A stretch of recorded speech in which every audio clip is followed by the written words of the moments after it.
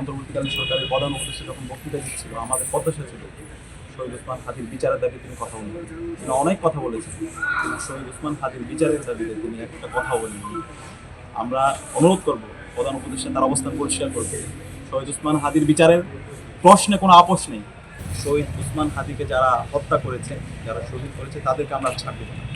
যারা এই শহীদ ওসমান হাদিকে হত্যাযোগ্য করেছে, সেই কালচার ফেসিস চক্রকে আমরা ছাড় দেব না। তাদেরকে সামাজিকভাবে এবং রাজনৈতিকভাবে আমরা মোকাবেলা করব। শহীদ ওসমান হাদির রক্তকে আমরা বিতা দিয়ে যেতে দেব না। আজকে আমরা শহীদ ওসমান হাদিকে হারানো আজকে 14 দিন হলো, গুলিবিদ্ধ হওয়ার 14 দিন এবং শহীদ হওয়ার আজকে 17 দিন চলছে। কিন্তু এখন পর্যন্ত শহীদ ওসমান হাদিকে যারা হত্যা করেছে, এই পরামর্শদাতা নির্দেশদাতাদেরকে এখন পর্যন্ত অ্যারেস্ট করতে পারেনি। আমরা হুঁশিয়ার করছি, এই যারা হুকুমদাতা এবং নির্দেশদাতা আছে, ইন্টারভিউর মধ্যে যারা ঘাপটি মেরে বসে আছে, এই সবাইকে এই স্বাধীন বাংলাদেশে তাদেরকে বিচারের আওতায় নিয়ে আসতে হবে। আমরা অবাক হয়েছি, শহীদ ওসমান হাদির যে জানাজা হয়েছে সেখানে লক্ষ লক্ষ ছাত্র জনতা একত্রিত হয়েছে। অন্তর্বর্তীকালীন সরকারের প্রধান উপদেষ্টা যখন বক্তৃতা দিচ্ছিল, আমাদের প্রত্যাশা ছিল শহীদ ওসমান হাদির বিচারের দাবি তিনি কথা বলবেন। তিনি অনেক কথা বলেছেন, কিন্তু শহীদ ওসমান হাদির বিচারের দাবিতে তিনি একটা কথা বলেননি। আমরা অনুরোধ করব প্রধান উপদেষ্টা তার অবস্থান পরিষ্কার করবে। শহীদ ওসমান হাদির বিচারের প্রশ্নে কোনো আপোষ নেই।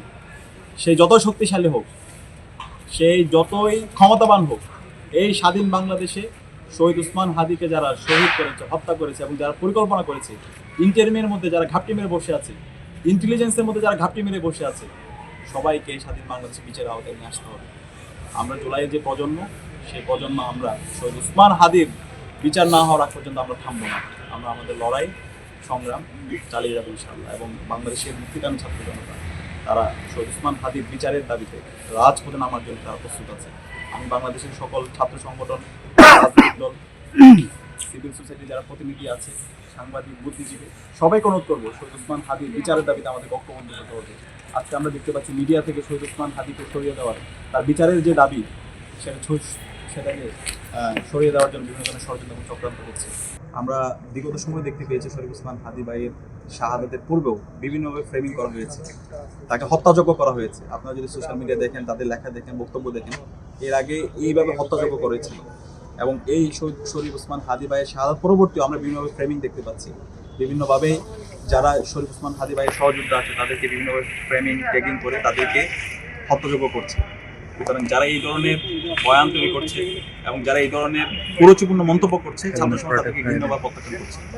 আমরা বলতে চাই, বাংলাদেশের যারা আমরা ফেসিবাদ বিরোধী দীর্ঘ আন্দোলন করেছি, জুলাই বিপ্লব পরবর্তীতে আমরা যারা একসাথে স্বপ্ন বাংলাদেশ, ইনসাফপূর্ণ বাংলাদেশ বিনিয়োগ করতে চাই, আমাদেরকে এই জায়গায় আমাদের রেড লাইন ঠিক করতে হবে। জুলাইয়ের প্রশ্নে এবং আমাদের শহীদদের প্রশ্নে আমাদের ঐক্যবদ্ধ হতে হবে। আমরা আমাদের যে দাবি জানিয়েছি, সেই দাবির পক্ষে আমরা প্রতিনিয়ত আমাদের আন্দোলন সংগ্রাম জারি রেখেছি এবং ইতিমধ্যে যতগুলো সংগঠন আছে সবার সাথে আমরা আলাপ করছি। ইনকিলাব মঞ্চ এখন সামগ্রিকভাবে সমন্বয় করছে, তাদের সাথে আমাদের যোগাযোগ হচ্ছে। এই আন্দোলন সংগ্রাম জারি থাকবে এবং এই শরীফ ওসমান হাদি ভাইয়ের বিচার এই স্বাধীন বাংলাদেশে না হওয়ার আগ পর্যন্ত আমরা আমাদের লড়াই সংগ্রাম জারি রাখবো। এবং আমরা অনুরোধ করবো এই বিচারটা দ্রুত সময়ের মধ্যে করতে হবে, যেন ভবিষ্যতে আর কেউ যেন এই ধরনের দুঃসাহস দেখাতে না পারে।